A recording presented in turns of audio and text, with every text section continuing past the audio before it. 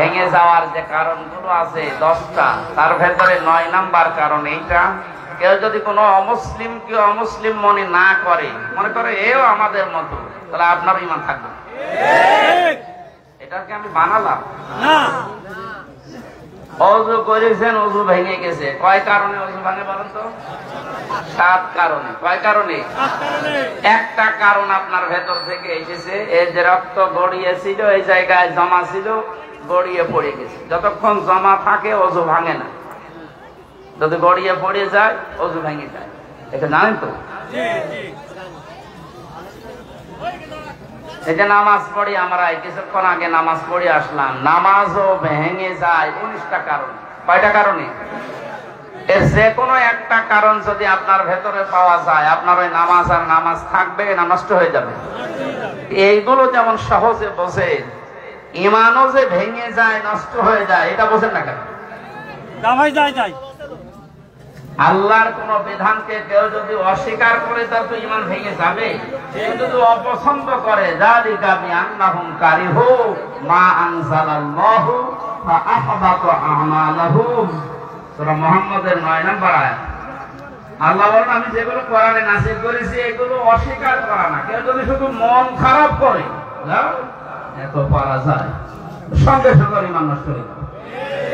আর ওর যা ভালো কাজ ছিল পেছনে, দান সাদকা নামাজ রোজা যাই করেছিল, ওগুলো সব আল্লাহ নষ্ট করে দেবে। এটারে কাফেরকে কাফের বলা লাগবে, এটা আমার ঈমানের দাবি। আমার একটা ঈমানই থাকবে না। এই কথা বলতে গেলে যদি এখন এই রাম বা আমার এই সালেমদের দোসররা উল্টা করে ওই কাফেরদেরকে বোঝায় যে এই দেখো, এ তোমাদের দেখতে পারে না, এর নামে মামলা দাও, কথা হইল? মামলার আসামি তো 1 নম্বর হওয়া দরকার আল্লাহ। ওর ফতোয়া দিয়েছে তো আল্লাহ, আর ওটা অ্যাডভার্টাইজ করেছে প্রথমে নবীজি, তাহলে 2 নম্বর আসামি। ওনাদের কোন আসামি তালিকায় নেই, যত নাম সব আমাদের। আমরা সেফে রেখে আমি আপনার মতো জালেম হব না, এই জন্যই তো সেফে রাখা যায় না।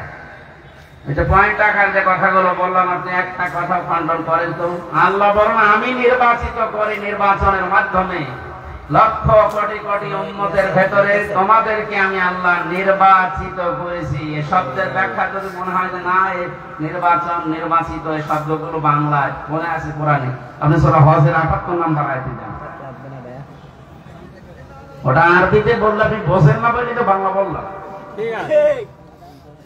এই শব্দকে যারা আজ গোপন করার জন্য রাতের নির্বাচন দিনে করে ফেলেছে, নির্বাচন রাত্রে করেছে, আপনি তো নির্বাচিত না, এই জন্যই তো আপনাকে মানুষ দেখতে পারে। এই কারণেই তো আপনার এই যে অন্তর্বর্তীকালীন সরকারের প্রধান যিনি ডক্টর মোহাম্মদ ইউনূস, দায়িত্ব নেওয়ার পরে যে কয়েকদিনের ভেতরে আপনাকে এশিয়ার থেকে নামলেন, এটা তো দরকার নেই, কারণ তুই নির্বাচিত না, তুই তো রাতে। সবগুলো এমনকি একেবারে আসল জায়গা থেকে মেম্বার পর্যন্ত এখন আর নেই, সব শেষ না, কারণ এরা নির্বাচিত না। ঠিক। আর এই কারণে এই 17 বছরে সাতক্ষীরার ময়দানে কোরআনের কথাগুলো আলেমদেরকে মুখ খুলে বলতে চাই। সাতক্ষীরায় বহুবার এসেছি, কিন্তু উঠতে চাই। আসেন তো, এই যে পাশে কোন থানা যেন, শ্যামনগর না, ওখানে গাবোরা নামে এক ইউনিয়ন আছে, গাবোরা, ওই জায়গায় এসেছিলাম। আল্লাহর আমার এই কথা বলতে চাইনি, এখন শুনলাম পালিয়েছে। আপনি আজকে আসেন, আজকে আসেন, এই যে এই জায়গায় আসেন, বলেন যে কথা বলতে দেবো না, দেখেন আমরা খেলা হবে। ডক্টর মোহাম্মদ ইউনূস ঘোষণা দিয়েছে গত পরশুদিন, বাংলাদেশের ভূখণ্ডে কোরআনের কথা, আল্লাহর কথা বলতে কোন ফেরেশতার পারমিশন নেওয়া লাগবে না। কোরআনে কারীম পারমিশন দেবে যে আপনি কথা বলতে পারেন কি। যদি কোরআন বলে যে না, আপনার কথা বলার যোগ্যতা নেই, আপনি কথা বলবেন না, চুপ করে থাকবেন, সে আয়াতে আজকে পড়েছি সূরা বাকারার 124 নম্বর আয়াত।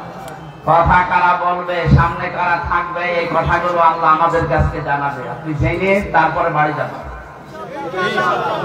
তাহলে আমরা যেহেতু সাতক্ষীরা, আপনারা মানুষ সাতক্ষীরা, আমিও খুলনা বিভাগের মানুষ, এই বিভাগের মানুষ। আমরা বাংলাদেশের যে মানুষগুলো কোরআনের পক্ষে থাকতে গিয়ে সবচেয়ে বেশি জুলুমের শিকার হয়েছে, তার ভেতরে আপনাদের নাম আছে। ইত্তাকি দাওয়াতাল মাজলুম ফাইন্নাহা লাইসা বাইনাহু ওয়া বাইনাল্লাহি হিজাব। মুসলিম শরীফের হাদিস। আল্লাহর নবী বলেন, তোমরা বেঁচে থাকবা, ভয় করবা, সতর্ক থাকবা মাজলুমের বরদোয়া থেকে, কারণ মাজলুমের বরদোয়া আর আল্লাহর ভেতরে কোনো পর্দা থাকে না। এই জালেমের বিদায়ের জন্য আমার মনে হয় মাজলুমের বরদোয়া সবচেয়ে বেশি কার্যকারী ভূমিকা পালন করেছে। ছাত্র জনতা এবং সাধারণ যারা জীবন তো দিয়েছে, তাদের জীবনের উপরে, শাহাদতের উপরে এবং মজলুমের বরদোয়ার উপরে আল্লাহ কবুল করে আমাদেরকে স্বাধীন একটা দেশ এখন দিয়েছেন। এখনো আমরা স্বাধীন না, ষড়যন্ত্র এখনো চলছে। কথা বলে না কেন?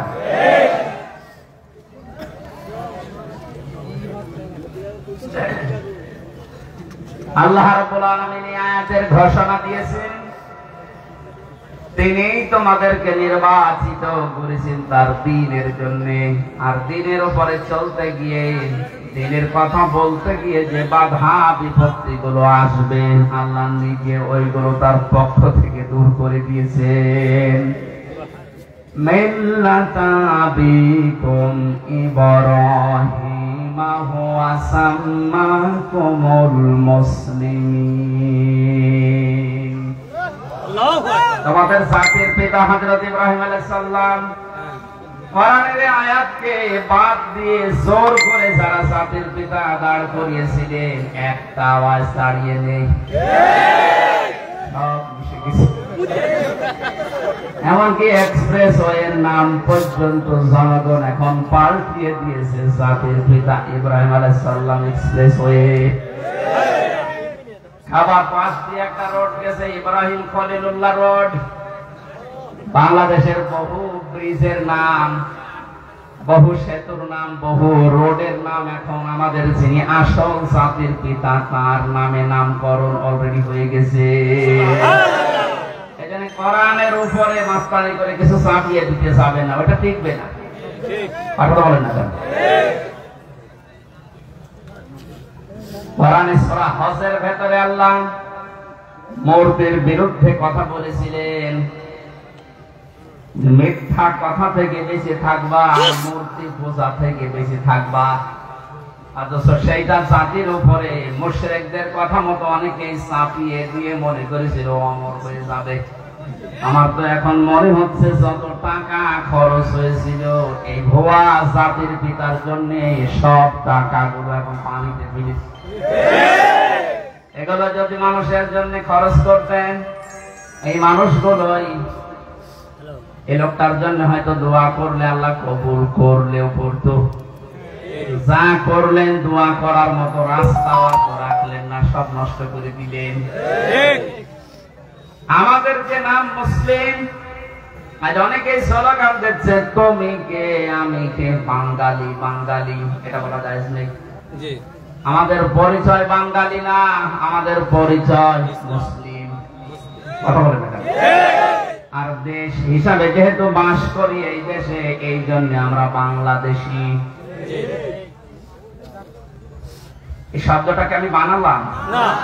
কোরআনে কারিমে আল্লাহ যে আয়াতের মাঝের অংশে জানিয়েছেন হুয়া সাম্মাকুমুল মুসলিমিন, এই যে হুয়া এর ফাইল বা কর্তা হযরত ইব্রাহিম নবী। আমাদের যিনি জাতির পিতা তিনি আমাদের নাম দিয়েছেন যে তোমরা মুসলিম জাতি হিসাবে, তোমাদের নাম আমি মুসলমান, এটা রাখলাম। সুবহানাল্লাহ।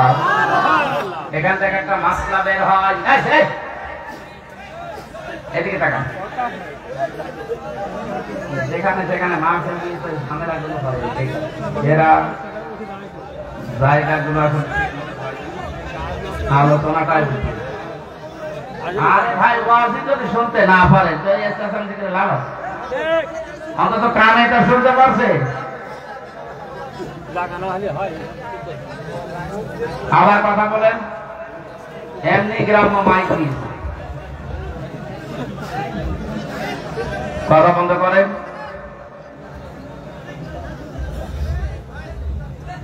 নাকি ওদের এখনো কথা বলা লাগবে? আপনাদের 30 সেকেন্ড সময় দিলাম, কথা বলেন। বলেন।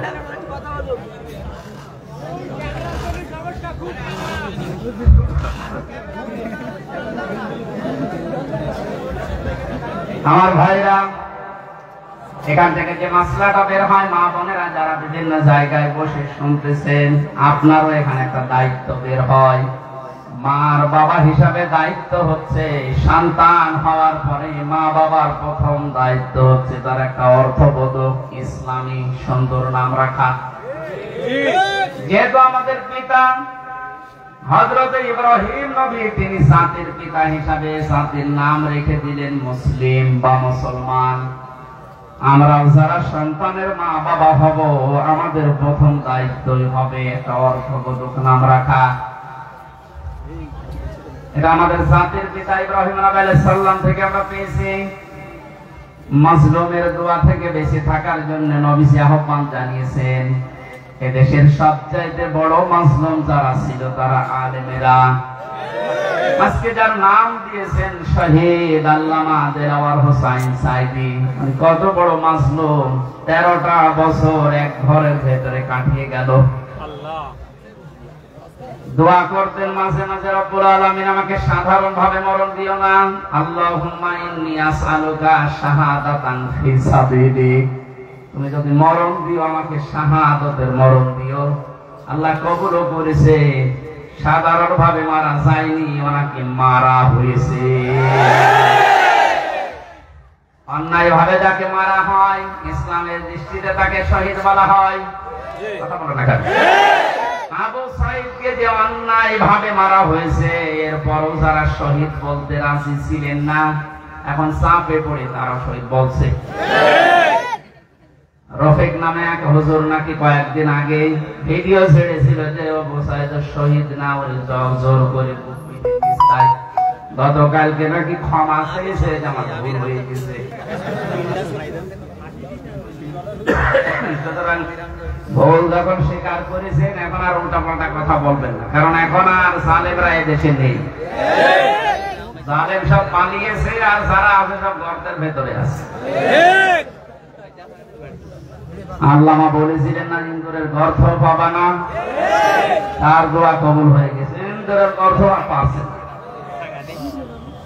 আজকেও দেখলাম একজনকে জুতার মালা পরিয়ে জালেমের জুলুমের প্রতিশোধ নিচ্ছে জনগণ। এই 17-18 দিন হয়ে গেল, এরপরও যদি আপনার জুতার মালা এখনো না সরে, এ দেশে জালেমদের আর জায়গা হবে বলে আমার বিশ্বাস হয় না। জালেম ছাড়া ওনার হয় বিধান নেই, না মরে যায়। বহু মানুষের ক্ষতি করছে। রব্বিলা তাজারনি আলাল আরদি মিনাল কাফিরিনা দাজ্জারা।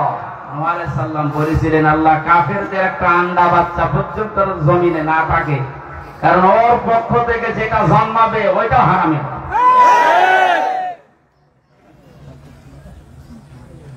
এই বড় মাজলুমের দোয়া কবুল হয়ে একবারে গিয়ে দিল্লি পড়েছে। আর একটা ছোট হুজুর আমার সাথে ছিল জেলখানায়, রফিকুল ইসলাম মাদানী। পিসকে হুজুর বলে, পিসকে না, ওর বয়স এখন 30 বছর। ও আমার বলছিল, আমাকে যখন রিমান্ডে নিয়েছে প্রশাসন নিয়ে, হাতির ঝিলে রাত 12:30টার দিকে 1টার দিকে নিয়ে আমার পুরা উলঙ্গ করে হাতে সিগারেট লাগিয়ে অর্ধ উলঙ্গ মেয়ে মানুষ আমার পাশে দাঁড় করিয়ে ছবি তুলিস, তুই এই চরিত্রে। ওই সময় আমি চোখের পানি ফেলে কেঁদেছিলাম। আর এক এসআই কে জিজ্ঞাসা করলাম যে, ভাই আপনারা যা করছেন আমার সাথে, এটা কি হারুন স্যার জানে? জানে না মানে মনে তো কর, যেহেতু মুসলিম, এখানে ছোট হুজুর দোয়া করেছে, আল্লাহ আমাকে সেভাবে সব উলঙ্গ করে ওরা দেখেছে, জাতিকেও দেখাবে বলে ওরা জানিয়ে গেল যে জাতিরে দেখাবো, তুমি অন্তত আশাই করো হারুনকে ছেড়ো না। আল্লাহ এখানে ছাড়ে নাই। ওরে দুনিয়ায় আল্লাহ দেখায়নি, রাস্তায় বের হতে পারে না, বের হতে পারে 3 ইঞ্চি।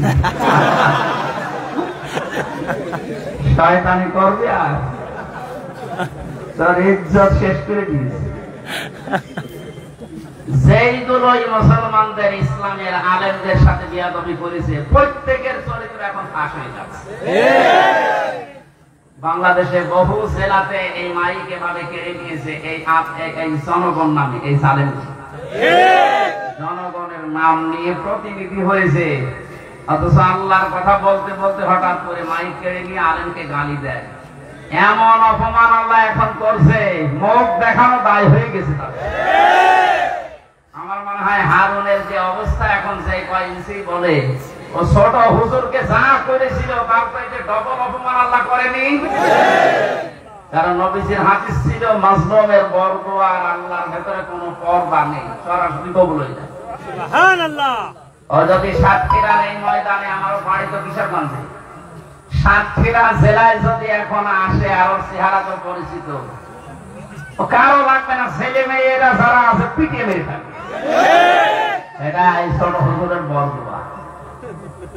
বড়টার বরদোয়া কবুল হয়েছে, ছোটটারও কবুল হয়েছে। বড়টার বরদোয়া কবুল হয়ে দিল্লি পড়েছে, ছোটটার বরদোয়া কবুল হয়ে কয়েক ইঞ্চি বেশি। মানে মেজর যারা আমরা আছি, আমাদের দোয়া কবুল হবে না? যা করেছেন আমাদের সাথে আল্লাহ যেন ঠিক ওই রকম করে। আমি টের পাবে কত অসহায় করে রেখেছিলেন মাটির নিচে। আমার দুনিয়ায় কি আছে কিছু জানতাম না।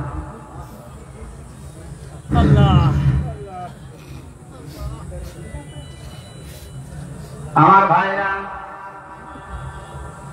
সাতক্ষীরার মানুষদেরকে, চাঁপাইনবাবগঞ্জের মানুষদেরকে, ঝিনাইদহ জেলার মানুষদেরকে বাংলাদেশের অন্যান্য মুসলমানেরা একটু বেশি ভালোবাসে, মন থেকে দোয়া করে, কারণ এরা ইসলামের জন্য যা হারিয়েছে আল্লাহ পাকের উদ্দেশ্যে যেন তাদেরকে জান্নাত দিয়ে পূরণ করে দেয়।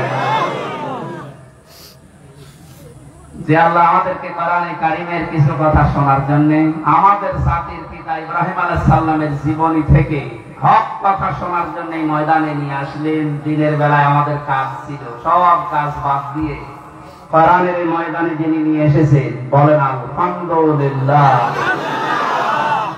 দরুদ আর সালাম পড়ছি আমাদের নবী মুহাম্মদ রাসূলুল্লাহ সাল্লাল্লাহু আলাইহি ওয়াসাল্লাম।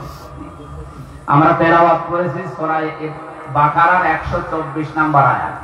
তাফসীর আকারে কথা বলবো, দোয়া হবে শহীদদের আত্মার মাগফিরাত কামনা। শহীদদের মাগফিরাত কামনা করার দরকার নেই, কারণ আল্লাহ তাদেরকে নিজে খাওয়াচ্ছে। ওয়ালা তাহসাবান্নাল্লাযীনা কুতিলু ফি সাবিলিল্লাহি আমওয়াতা বাল আহইয়াউন ইনদা রাব্বিহিম ইরযাকুন। সূরা আলে ইমরানের 169 নম্বর আয়াত। আল্লাহ পাক জানিয়েছেন, হে পৃথিবীর মানুষেরা, আমি আল্লাহ যাদেরকে শাহাদাতের মর্যাদা দিয়েছি এদেরকে মৃত ভাববা না, বলবা না তো বলবাই না। ওয়ালা তাকুলু লিমা ইউকতালু ফি সাবিলিল্লাহি আমওয়াত। এই আয়াত দ্বারা আল্লাহ মুখের উপরে নোটিশ দিয়েছেন, শহীদদেরকে মরে গেছে কথা বলবা না, শহীদ হয়েছে। আর এই সূরা আলে ইমরান দিয়ে আল্লাহ জানিয়েছেন যে মনে মনে ধারণাও করবা না যে শহীদরা মারা গেছে, কারণ জীবন পর্যন্ত যে লোকটা জালেমের সামনে দিয়ে দিতে পারে, একে মারা গেছে মনে মনে বলো গুনাহ কাজ। এই জন্য আল্লাহ ওয়ালা তাহসাবান্নাল্লাযীনা দিয়েছে, মনে মনে ধারণাও করবা না। খুব দামি শব্দ এটা, যার তার নামের আগে শহীদ লাগিয়ে দিলেই হবে। সুতরাং এই মানুষগুলোকে আমরা ধারণা যেন না করি যে ওরা এমনি এমনি মারা গেছে, ওরা তো জীবিত। ওরা আমাদের চাইতে উত্তম খাবার আল্লাহর জান্নাতের ভেতরে খাচ্ছে। সুবহানাল্লাহ। বালাহয়াউন ইনদা রাব্বিহিম ইরযাকুন। আল্লাহ বলেন ওরা জীবিত এবং আমি আল্লাহ নিজে ওদেরকে খাওয়াই। সুবহানাল্লাহ। আর যারে তারে আমি পথ থেকে ধরে এনে শাহাদাতের মর্যাদা দিয়ে দেব, বিষয়টা এমন না। আলিয়ালামাল্লাহুল্লাযীনা আমানু ওয়া ইয়াত্তাখিযা মিনকুম শুহাদা আল্লাহু লা ইউহিব্বুজ জালিমিন। সূরা আলে ইমরান 140 নম্বর আয়াতের শেষের দিকে আছে, যাদের জীবন যৌবন আমি আল্লাহর কাছে পছন্দ হয়, ভালো লাগে, এ মানুষগুলোকে আমি আল্লাহ এমনিতেই মরণ দেই না, এদেরকে আমি আল্লাহ শাহাদাতের মরণ দিয়ে ধন্য করি। আর জালেমদেরকে আমি আল্লাহ ভালোবাসি না। জোরে বলেন নাউজুবিল্লাহ। জালেমদেরকে শোধরানোর সময় এখনো আছে, যদিও জালেমদের আল্লাহ হেদায়েত বঞ্চিত করে দেয়। আল্লাহু লা ইয়াহদিল কওমাজ জালিমিন। জালেমদেরকে আমি আল্লাহ পথ দেখাই না, হেদায়েত দেই না। কে বলছে? আল্লাহ। এজন্য ওদের জন্য দোয়া করে লাভ নেই। যারা জুলুম করেছিলেন আপনার জন্য দোয়া করেও লাভ হবে না, কারণ আপনার জন্য দোয়া করলে আল্লাহ কবুল করবে না। আপনি জীবনটা নষ্ট করে ফেললেন, দুনিয়াও শেষ আপনার, আর আখিরাতে আপনি আল্লাহর মামলার আসামি। এই সাতক্ষীরায় যারা জুলুম করেছেন প্রকাশ্যে গোপনে, সে যে বিভাগেই হোক, প্রশাসনে হোক, বিচার ব্যবস্থায় হোক, আর এই জনপ্রতিনিধির নাম নিয়ে, বিভিন্ন হাইব্রিড নেতা নাম নিয়ে যাই করেছেন, আপনাকে আল্লাহ মাফ করবে না। আল্লাহ মাফ করবে না। আপনার বলার দরকার কি? হ্যাঁ, আমার বলার দরকার আছে। কোরআনে কারীম আমাকে বলতে বলছে, ইন্নামাস সাবিলু আলাল্লাযিনা ইয়াজলিমুনান নাস। সূরা শূরা 25 নম্বর পারা 6 নম্বর পৃষ্ঠা 13 নম্বর লাইনের 42 নম্বর আয়াতের প্রথম অংশে আছে। আল্লাহ বলেন, হে নবী আপনি বলেন যে জালেমদের বিরুদ্ধে আমি আল্লাহ মামলা দেব। কে? আল্লাহ। সুতরাং এই দেশে যারা জালেম ছিল এরা আমার হামজার মামলার আসামি না, আমি তো মামলা করবই। এরা মামলার আসামি হচ্ছে সরাসরি আল্লাহ। এই দেশে আল্লাহর মামলার আসামি, তাদের উপরে দয়া দেখিয়ে লাভ আছে? ওরা যেমন কষ্ট দিয়েছে, আমার মনে হয় ওদেরকে এরকম একটু কষ্ট দিয়ে বোঝানো দরকার যে দেখ ঠেলা কেন। আলেমদের গায়ে হাত দিয়ে শুধু না, পায়ে ডান্ডা বেড়ি দিয়ে, হাতে হ্যান্ডকাপ লাগিয়ে, যেটা লাগালে হাত কেটে যায়, মাথায় দড়ি দিয়ে, কাঁধে কাপড় দিয়ে, চোখ বেঁধে, গরুর মতো ছাগলের মতো টানতে টানতে নিয়ে যেতে না মুরব্বী আলেম আমি দেখেছি জেলখানায়, মাওলানা রফিকুল ইসলাম খান, অধ্যাপক মিয়া গোলাম পরওয়ার এই খুলনা, এইরকম মানের মানুষ, ডাক্তার শফিকুর রহমান, মাওলানা মামুনুল হক, কত বয়স বলেন তো? 50-52 বছর বয়স, কারো 60-65 বছর বয়স। এইরকম মানুষদেরকে, যাদের জোতা টানার যোগ্যতা আপনার নেই, আর আপনি তার মাথায় দড়ি বেঁধে ডান্ডা বেড়ি দিয়ে টানতে টানতে নিয়ে যেতেন ছাগলের মতো। এখন যেমন নিয়ে যাচ্ছে, ডিম মারছে মানুষ, এখন তো 10% কেমন লাগে।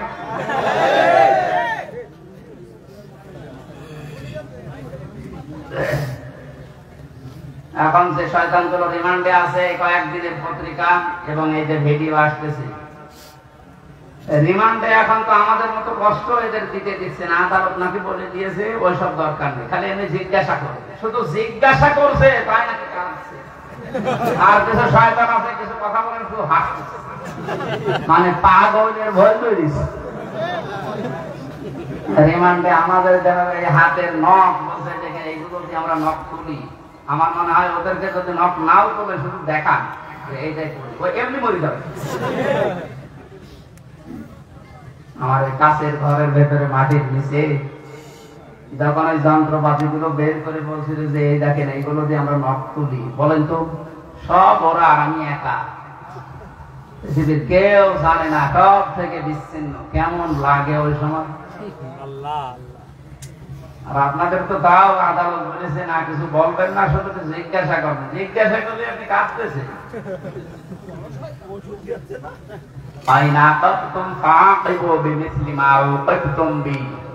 প্রতিশোধ নেওয়া জায়েজ আছে অতটুকু যতটুকু আমি অত্যাচারিত হয়েছি।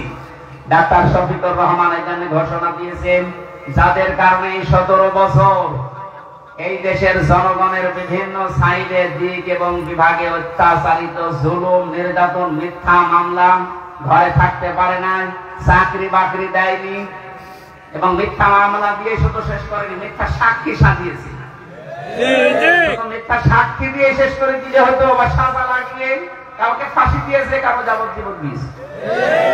এইগুলো তো তারা জীবনও মাফ করবে না, কারণ যে ক্ষতি আপনি তার করে দিলে তার পরিবারের। এখন এই দেখে দেখে সব আইনের আওতায় নিয়ে আপনাদেরও ঠিক এইভাবে বিচার করা হবে। আপনাদের বানানো আইন, কথা বলেন না কেন?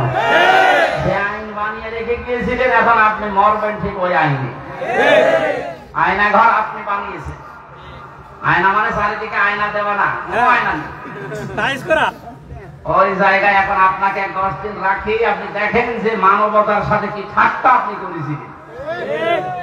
এরপরও টিভির সামনে এসে সাংবাদিকদের সাথে এসে আপনার বলতে লজ্জা করে না যে কেন জনগণ খেপে যাচ্ছে? আমি তো বুঝতে পারছি না, বুঝতে পারছি না। আপনাকে বোঝাচ্ছি, জোরে কোদাল দিয়ে বোঝাচ্ছি। যা করেছেন আল্লাহ আরশ কেঁপে গেছে। এখানে আমাদের যিনি জাতির পিতা হযরত ইব্রাহিম আলাইহিস সালাম, তাকে আল্লাহ যে পরীক্ষাগুলো করেছিলেন জীবনে, ফিরি ফিরি জাতির যেটা তিনি হননি, 50টা পরীক্ষা দিয়েছিলেন। কয়টা? আল্লাহ পাক আমাদেরকে শোনাচ্ছেন আমরা যেন এরকম বাবার সন্তান হিসাবে গর্ববোধ করি। এদেশে আজও যারা এই কথা বলে, আমার কুষ্টিয়ায় ওই সময় যখন ছিলাম, ওই সময় যিনি এসপি ছিল, ওর নাম নিতে আমার ঘৃণা হয়। এই কোলাঙ্গা আমার নিজের অফিসে ডাক দিয়ে বলছে, হ্যাঁ আপনি জাতির পিতা, ওনাকে মানেন না? ইব্রাহিম আলাইহিস সালামের কথা বলেন। কি গো? আমি বলি এটা কোরআন বলিস। বলছে না, ওইটা বলা যাবে না। এই দেশ স্বাধীন করার জন্য জাতির পিতা যা করেছে ওনাকে ভোলা যাবে না। ভোলার দরকার নেই, ওনার কর্মকাণ্ড তুলে ধরে। কিন্তু জাতির পিতা এই শব্দটা আল্লাহ নিজে কোরআনে জানিয়েছেন, মিল্লাতা আবিকুম। শুধু তোর একা না, কোন বহু বছর তোদের সবার জন্য যারা দাবি করে আমি মুসলিম, তাদের জন্য জাতির পিতা হিসাবে ঘোষণা দিলাম একজনের নাম, তার নাম ইব্রাহিম। তার নাম কি? ইব্রাহিম। এমনি এমনি হয়েছিলেন না। এবার আসেন আল্লাহ কি জানাচ্ছেন, ওয়া ইযবাতালা ইব্রাহিম রাব্বুহু বিকালিমাতিন ফাআতাম্মাহুন্না। আল্লাহ পাক বলেন আমার নবী ইব্রাহিমকে আমি আল্লাহ পদে পদে পরীক্ষা করেছিলাম, আর প্রতিটি পরীক্ষায় তিনি উত্তীর্ণ হয়েছিলেন। সুবহানাল্লাহ। যতগুলো বাক্য দিয়ে, যতগুলো কাজ দিয়ে তাকে জীবনে পরীক্ষা করলাম, তোমাদের যিনি জাতির পিতা, তোমরা যার সন্তান হিসাবে গর্ববোধ করো, তোমাদের এই বাবা কোনদিন ফেল করেননি। সাতক্ষীরার মানুষেরা আপনারা পরিচয় দিয়ে গর্ববোধ করবেন, কারণ আপনারাও ফেল করেননি।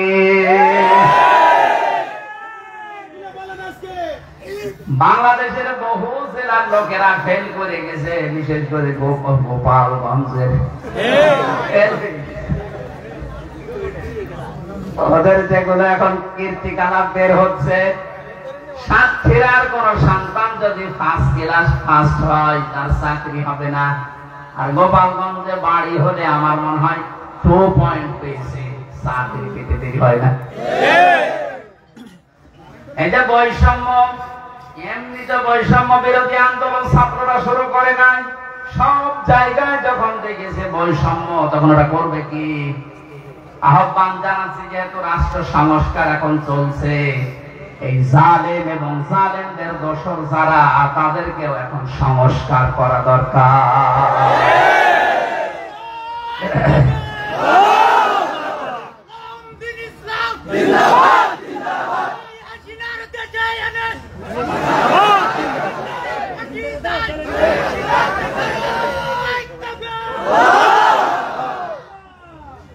সাতক্ষীরাবাসী 50টা পরীক্ষার ভেতরে আমি পেয়েছি ঈমান সম্পর্কে পুরা কোরআনে আল্লাহ জানিয়েছেন, তোমাদের পিতাকে 10টা পরীক্ষা করেছিলাম। ঈমান সম্পর্কে 10টা পরীক্ষায় তিনি প্রতিটিতে উত্তীর্ণ হয়েছিলেন। তিনিও সর্বপ্রথম ঈমান আনার জন্য খুঁজছিলেন যে কাকে বিশ্বাস করা যায়, কাকে বিশ্বাস করা যায়।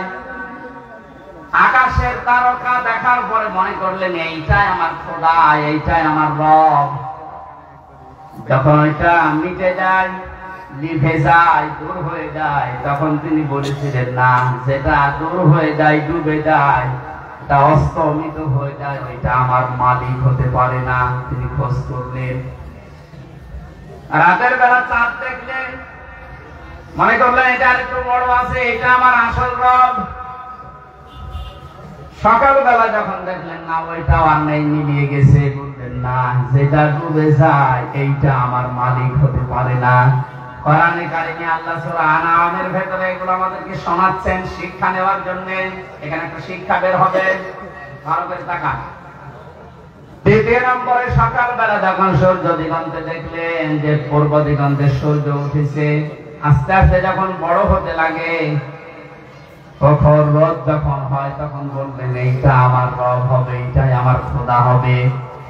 সন্ধ্যাবেলা যখন ওইটা পশ্চিম আকাশে মিলিয়ে যায়, বললেন না যেটা অস্তমিত হয় ডুবে যায় ওইটা আমার মালিক হতে পারে না। জাতিকে তিনি জানালেন ওয়াজ্জাহাতু ওয়াজহিয়া লিল্লাযী ফাতারাস সামাওয়াতি ওয়াল আরদা হানিফাও ওয়া মা আনা মিনাল মুশরিকিন। কোরআনের 79 নম্বর আয়াত।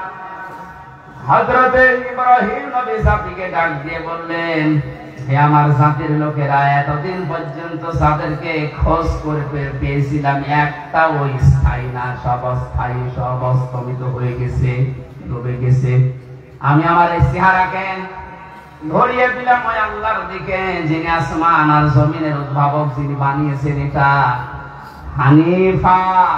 আমি একনিষ্ঠভাবে ঘুরলাম আল্লাহর দিকে। আমান আমিনাল মুশরিকিন, আর আমি মুশরিকদের অন্তর্ভুক্ত না। আমাদের জাতির পিতা তিনি শিরক থেকে মুক্ত হয়ে ঘোষণা দিলেন যে আমি মুশরিক না। অথচ এই দেশে কত অবৈধ সন্তানেরা বিভিন্ন মুশরিকদেরকে খুশি করার জন্য জাতিকে প্রকাশ্য শিরক করিয়েছে, মুশরিক বানিয়েছে। বিভিন্ন স্কুল কলেজে আমি দেখেছি, ভিডিও দেখেছিলাম, একটা মূর্তি সামনে নিয়ে, ছবি সামনে নিয়ে ছেলে মেয়েরাদের মাথা নিচু করে সম্মান জানাচ্ছে। অথচ আল্লাহর নবী জানিয়েছেন লা ইয়াদখুলুল জান্নাতা লা তাদখুলুল মালায়েকা বাইতান ফীহি কালবুন আও তাসবির। ওই ঘরের ভেতরে রহমতের ফেরেশতা প্রবেশ করে না যেখানে মানুষের ফটো থাকে আর কুকুর থাকে। অথচ প্রত্যেকটা অফিস, আদালত, বাড়ি, দোকানঘাট সব জায়গায় এই শিরকটা চালু করার জন্য উঠে পড়ে লেগেছিল। আল্লাহ এমন ভাবে বিদায় দিয়েছে জিল্লতির সাথে। আজকে আসার সময় দেখলাম বাবার মুখ দেখা যাচ্ছে না।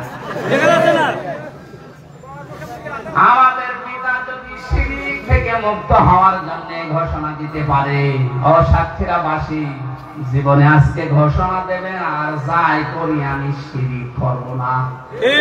জীবন চলে যাক, নবীজি জানিয়েছেন আমার উম্মতেরা তোমাকে যদি জবাই করা হয়, আগুনের ভেতরে পুড়িয়ে ফেলা হয়, এরপরও কোনদিন শিরক করবা না। কি এখানে কি সাপ সাপ হয়ে যায়, এখানে ফেলে দেয়। সাওয়াট আছে যা তারা ধরতে পারে।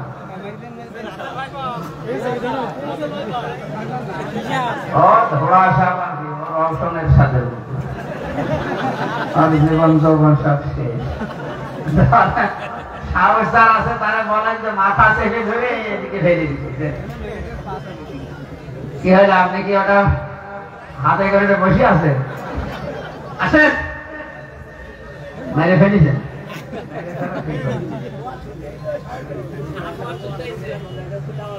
আমার ভাইরা, ইব্রাহিম আলাইহিস সালাম তিনি অনুসন্ধান করে খোঁজ করে পেয়েছিলেন কাকে? বলো না কেন?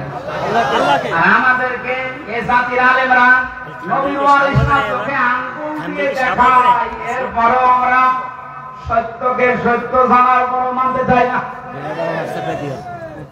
উনি ইব্রাহিম আলাইহিস সালাম জাতির পিতা হয়েছিলেন, প্রথম পরীক্ষায় পাস। তিনি ঈমানের 10টা পরীক্ষা দিয়েছিলেন, এখানে আমরা 3টা পেয়েছি। একটা তারকা দিয়ে, একটা চন্দ্র দিয়ে, আর একটা সূর্য দিয়ে। রব্বুল আলামিন বলেন তাকে আমল সম্পর্কে আমি পরীক্ষা করেছিলাম 30টা। প্রতিটি আমলে হযরত ইব্রাহিম আলাইহিস সালাম তিনি পাস করেছিলেন। হযরত ইব্রাহিম আলাইহিস সালাম যে 30টা পরীক্ষা দিলেন আমলের, এটা সূরা তাওবার ভেতরে পেয়েছি 112 নম্বর আয়াতে 10টা, সূরা মুমিনুনের 1 থেকে 10 নম্বর আয়াত পর্যন্ত 10টা, সূরা আহজাবের 35 নম্বর আয়াতে 10টা।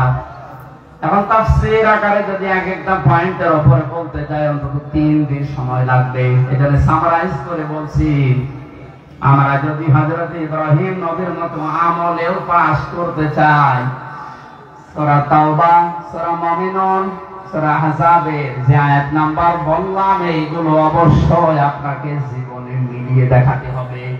ঠিক, আল্লাহ আমাদেরকে প্রতিটা বিষয় আমাদের প্র্যাকটিক্যাল লাইফে মিলানোর তৌফিক দিন, কারণ আমরা যোগ্য বাবার যোগ্য সন্তান হতে চাই।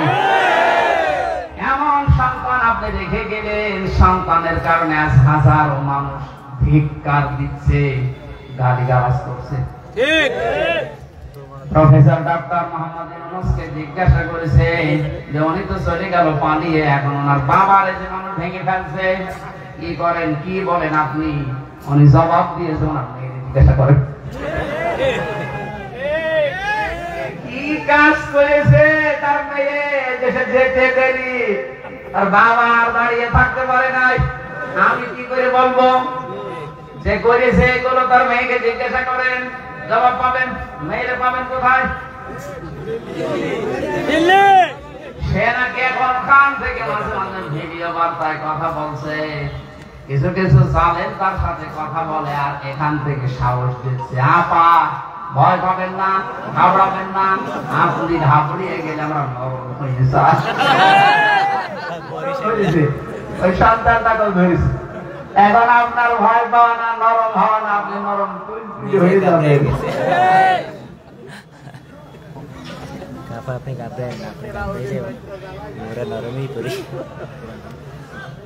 এরপরে পেয়েছে ফিতরাত বা স্বভাব সম্পর্কে তিনি 10টা পরীক্ষা করেছিলেন। এটা মারিফাত কোরআন, তাফসীরে হাক্কানি, এগুলোতে পাবেন। আমি একটা একটা করে এবার তাফসীর আকারে পয়েন্ট আকারে বের করছি। হযরত ইব্রাহিম আলাইহিস সালামকে তিনি পরীক্ষা করেছিলেন, এটা আম্বিয়ার ভেতরে আছে 51 থেকে 59 নম্বর আয়াত পর্যন্ত। আমি আয়াতগুলো লম্বা করে বলতে গেলে দেরি হয়ে যাবে, কারণ সামনে আযান, মাগরিবের পরে আবার অনুষ্ঠান আছে সদরে, তাড়াতাড়ি করছি। মোবাইলে তুলে নিতে পারেন, রেকর্ড হচ্ছে, কালকে এগুলো মিলাবেন। আমি 1 ঘন্টায় আর কি বলবো, যা তথ্য দিচ্ছে এগুলো মিলিয়ে যদি জীবন চালাতে পারে, আপনি যোগ্য বাবার যোগ্য সন্তান হিসাবে মাথা উঁচু করে দাঁড়াতে পারবেন। জীবন চলে যাক, আপনি মারা যান, আর যাই হোক না কেন, জীবনে যেন কোনোদিন শিরিক করবেন না। মা বোনদের ভেতরে এটা অনেক বেশি। আল্লাহ যেটা পারে ওইটা অন্য কেউ পারে, এই কথা বিশ্বাস করার নাম হচ্ছে শিরিক। এক কথায় উত্তর দিয়ে দিলাম, আল্লাহ যেটা পারে ওইটা অন্য কেউ পারে, এই কথা বিশ্বাস করার নাম কি? আপনার আমল, নামাজ, রোজা একটু কম হোক, আল্লাহ মাফ করবে, কিন্তু শিরিক করলে কোনো মাফ নেই। কথা বুঝতেছে? আপনার 5 ওয়াক্তের জায়গায় 15 ওয়াক্ত নামাজ পড়া লাগবে না, সারা দিন আপনার সারা রাত রোজা রেখে কাটানো লাগবে না, এরকম না। আপনি আমল একটু কম হোক, কিন্তু শিরিক যেন না হয়। এই জন্য উনি ঘোষণায় দিয়েছিলেন, ওমা আনা মিনাল মুশরিকিন, আমি মুশরিক না, আর যাই হোক আমি কি না। আর এমন একটা জায়গায় আমরা পৌঁছে যাচ্ছিলাম যে আমরা বলতে বাধ্য হচ্ছিলাম যে আমি দাদা। কথা বলেন না কেন? একটা মারাত্মক অপরাধ থেকে আল্লাহ আমাদেরকে বাঁচিয়ে দিয়েছেন। কিয়ামতের ময়দানে সবচেয়ে বড় কঠোর আযাব দেবেন আল্লাহ মুশরিকদেরকে। ফাকাদিবনা ইলা মা আমিলু মিন আমালিন ফাজআলনাহু হাবাআম মানসুরা। সূরা ফুরকানের ভেতরে আছে, আল্লাহ বলেন কিয়ামতে যখন আমলনামা সামনে আসবে, যদি শিরিক কিছু পায়, ওটা ধনী কণার মতো মুখের উপরে নিক্ষেপ করে বলবো তো কোনো বিচার নেই। সবাই বলেন নাউযুবিল্লাহ। সাতক্ষীরাবাসী আমি জানি, এই সমস্ত জেলাতে ইসলামী আন্দোলন একামতে দিনের সৈনিকরা, মা বোনেরা বেশি। আপনাদের আর যাই হোক শিরিক করবেন না, আপনাদের যতটুকু আছে আল্লাহ জান্নাত দেবে আমি আশা করি, কিন্তু শিরিক থাকলে সমস্যা। ঠিক, কিয়ামতে আল্লাহ একটা প্রাচীর বানিয়ে রাখবেন আরাম, ওখানে কিছু মানুষকে নারী পুরুষ দাঁড়িয়ে থাকবে। এই জান্নাতেও যাবে না, জাহান্নামে যাবে না। সাহাবী প্রশ্ন করলেন, হে নবী, ওরা জান্নাতে যাবে না কেন? বিশ্ব নবী বলেন, সাহাবীরা, এই মানুষগুলো দুনিয়াতে মা বাবার সাথে খারাপ আচরণ করেছিল, এই কারণে আল্লাহ তাদেরকে জান্নাত দিচ্ছে না। যারা এখানে আছেন হাতে পায়ে ধরে বলছে, আমল কম হোক, আখলিস দীনাকা ইয়াকফিকাল আমালুল কলিল, তোর ঈমানটা খাঁটি করবে, নির্ভেজাল করবে, শিরক মুক্ত করবে, আমল কম হলো আল্লাহ করে জান্নাতে দিয়ে দেবে। মা বাবার সাথে আজ আমরা অনেকেই খারাপ আচরণ করতে বাধ্য হচ্ছে। এর পেছনে যারা কল কাটি নাড়ায়, তারা অধিকাংশ পরিবারে খোঁজ খবর নিয়ে দেখলে দেখা যায় তার স্ত্রী